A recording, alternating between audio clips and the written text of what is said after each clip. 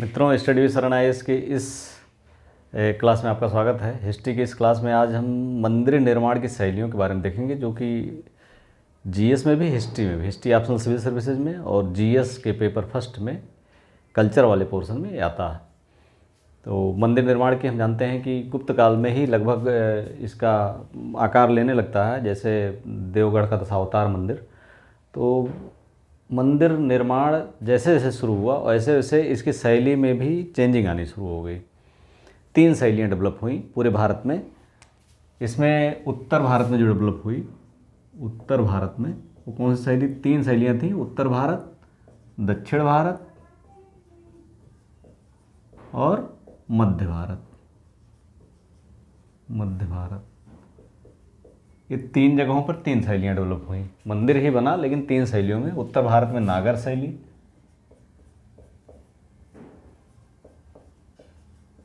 दक्षिण भारत में द्रविड़ शैली और मध्य भारत में बेसर शैली। ये 3 शैलियाँ डेवलप हुई।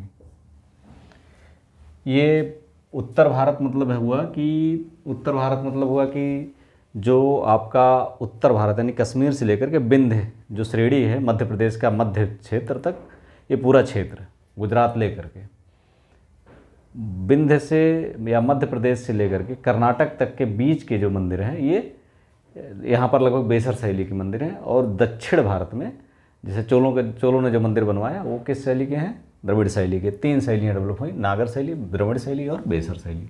नागर, बेसर, फिर द्रविड़, 3 शैलियाँ। आज जो हम चर्चा करेंगे केवल नागर शैली की चर्चा करेंगे। नागर शैली का हम जानते हैं कि भारत, अभी हमने बताया कि उत्तर भारत में की प्रमुख शैली है। उत्तर भारत में जो डेवलप हुई मंदिर निर्माण की शैली वो नागर शैली है। इसको बनाने में सभी जो मंदिर बने हैं, सभी धर्म के मंदिर बने हैं। जैसे अगर हिंदू मंदिरों में अगर शैव की बात की जाए, शैव बने हैं, वैष्णव बने हैं और जैन मंदिर भी। जैसे शैव में लिंगराज मंदिर, ये कहाँ है? लिंगराज मंदिर उड़ीसा में। इसका सर्वश्रेष्ठ उदाहरण है, नागर शैली के मंदिरों का सर्वश्रेष्ठ उदाहरण है लिंगराज मंदिर। कंदरिया महादेव मंदिर,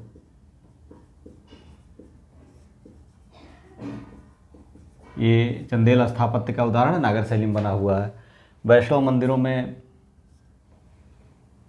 आप देख सकते हैं कि पुरी का जगन्नाथ मंदिर,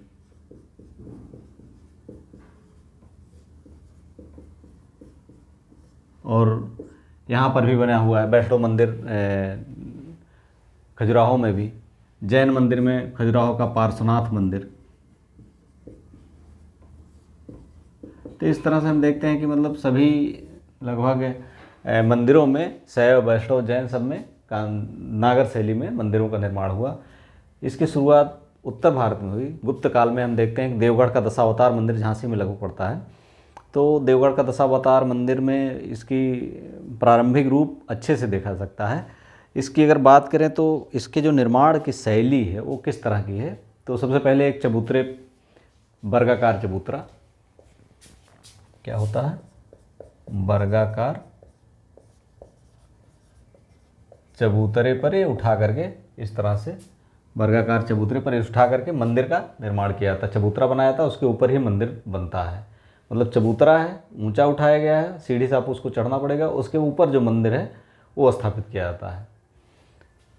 दूसरा है, जब चबूतरा बन गया तो उसमें जो कंस्ट्रक्शन होता है उसमें कई चीज़ें होती हैं। जैसे जब आप इंटर करेंगे, जैसे मान लिया ये चबूतरा है और ये मंदिर है, आपको मंदिर का जो प्लिंथ हम दिया हुआ है ये या नींव तक का क्षेत्र अगर मान लिया इसको, तो उसमें आप स्ट्रक्चर जो देखेंगे, जो पहले यहाँ पर गेट मिलेगा आपको, गेट से इंटर करेंगे तो ये इसे कहते हैं, पहला जो 1 नंबर लिखा हुआ ये अर्धमंडप कहलाता है, अर्धमंडप होता है। इसके बाद जैसे आप इससे बड़े वाले क्षेत्र में, छोटा क्षेत्र था, इससे थोड़ा बड़े क्षेत्र में आएंगे यहाँ पे, तो ये है मंडप। फिर यहाँ से निकल कर आप और बड़े क्षेत्र में जब आएंगे तो ये हो गया महामंडप। और फिर ये इतना क्षेत्र जो है महामंडप तक आने के बाद एक अंतराल यहाँ होता है, ये अंतराल होता है, इसे कहते हैं अंतराल। क्या कहते हैं? अंतराल के बाद ये 5 नंबर है, ये क्या है? गर्भगृह। अंतराल के बाद गर्भ। हम जानते हैं नागर शैली के मंदिरों में जो मूर्तियाँ स्थापित होती हैं वो कहाँ होती हैं? गर्भगृह में होती हैं। तो ये जहाँ पर सारी मूर्तियाँ होती हैं, जहाँ पर सारी पूजा अर्चना होती है, वो है गर्भगृह। ये है गर्भगृह। और यहाँ पर, यहाँ से देखिए गर्भगृह के चारों ओर प्रदक्षिणा करने के लिए बना होता है, जगह होती है ऐसे, मतलब ये प्रदक्षिणा यहाँ हो के आते हैं और लंबा रेंज होता है।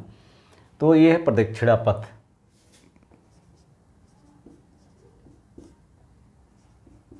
प्रदक्षिणा पथ ये जिस मंदिर में किसी किसी में नहीं होता, जिसमें प्रदक्षिणा पथ है वो शानदार मंदिर कहलाता है, शानदार। और नहीं है, प्रदक्षिणा पथ नहीं है, पथ विहीन, ऐसा मंदिर क्या कहलाता है? निरंधार।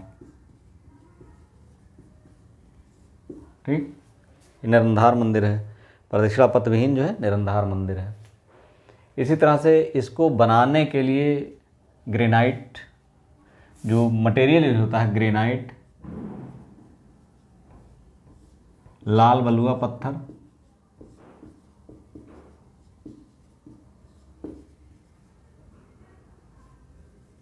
और स्थानीय मटेरियल, स्थानीय सामग्री का भी यूज होता है।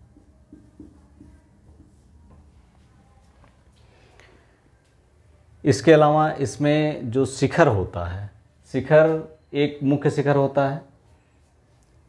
इसमें एक वर्गाकार चबूतरे के ऊपर एक मंदिर, जब हमने बताया कि मर्दप यानी पहले अर्धमंडप, आप लोग समझ गए होंगे, नंबर 1 पर लिखा हुआ है। फिर मंडप, फिर महामंडप, फिर ये अंतराल, इसके बाद गर्भगृह, प्रदक्षिणा पथ,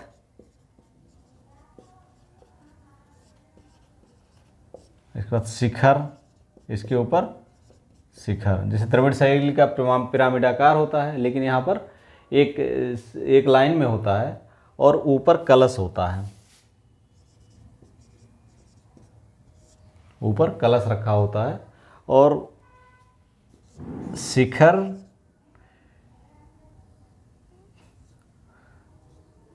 के साथ छोटे छोटे शिखर, शिखर के साथ छोटे छोटे शिखर,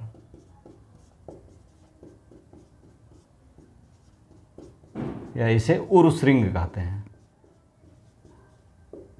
उरुश्रृंग कहते हैं। ये होता है, छोटे छोटे शिखर भी होते हैं तमाम मंदिरों में। जैसे कंदरिया महादेव मंदिर बना हुआ है, शिखर के साथ छोटे छोटे शिखर। सब में लगभग सभी जो मंदिर होते हैं, विशेषकर उड़ीसा का लिंगराज मंदिर और यहाँ का पुरी का जगन्नाथ मंदिर, ये दोनों उत्कृष्ट उदाहरण है। लिंगराज मंदिर तो उत्कृष्ट उदाहरण है नागर शैली का।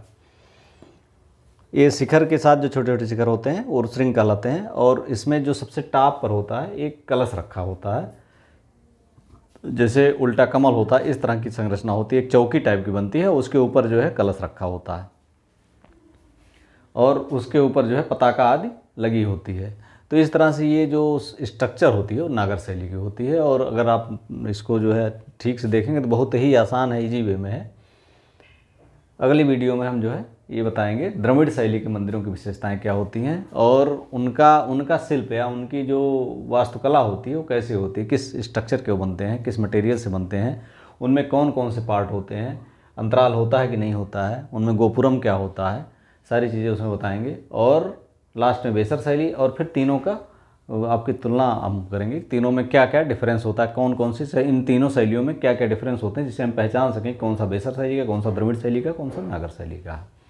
वीडियो अच्छा लगा like subscribe and share. Thank you for watching.